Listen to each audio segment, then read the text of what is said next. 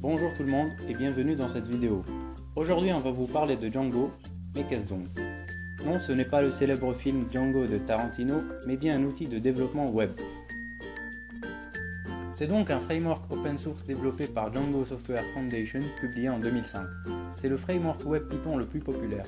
Le projet a pour slogan le framework pour les perfectionnistes avec des deadlines, vu sa simplicité et sa rapidité. Plusieurs sites de grand public sont développés par Django, comme Mozilla, Instagram ou bien Pinterest. En ce qui concerne son fonctionnement, Django repose sur le MVT, qui représente une architecture orientée autour de trois pôles: le modèle, la vue et le template. Elle s'inspire de l'architecture MVC, très répandue dans les frameworks web. Son objectif est de séparer les responsabilités de chaque pôle afin que chacun se concentre sur ses tâches. Ce qui démarque Django des autres frameworks, c'est qu'il gère lui-même comme un grand la gestion des requêtes des clients, la partie contrôleur et les droits sur les actions. Mais pourquoi choisir Django? Car il peut gérer le trafic et l'utilisation des API d'applications mobiles de plus de 400 millions d'utilisateurs, contribuant ainsi à maximiser l'évolutivité et à minimiser les coûts d'hébergement web.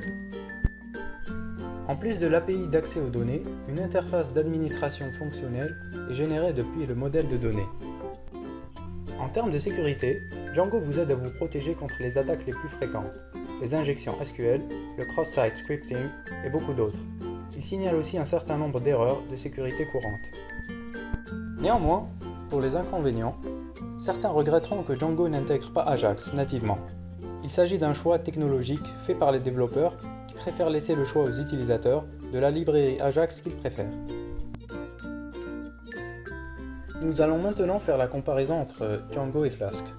Avant d'insister sur leurs différences, soulignons tout de même qu'ils restent tous les deux des frameworks utilisables pour Python, et sont dans l'ensemble assez similaires.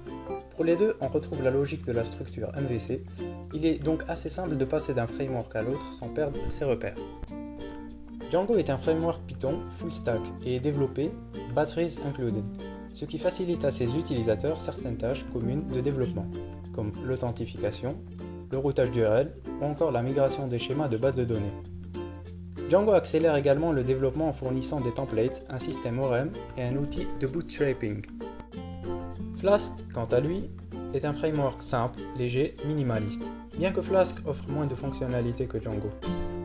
En conclusion, la communauté Django est une communauté très active avec des milliers de passionnés qui sauront vous aider à découvrir cet univers, comme Tango with Django, Django Girls ou bien le site officiel de Django.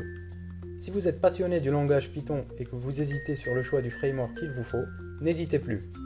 Le monde Django est fait pour vous.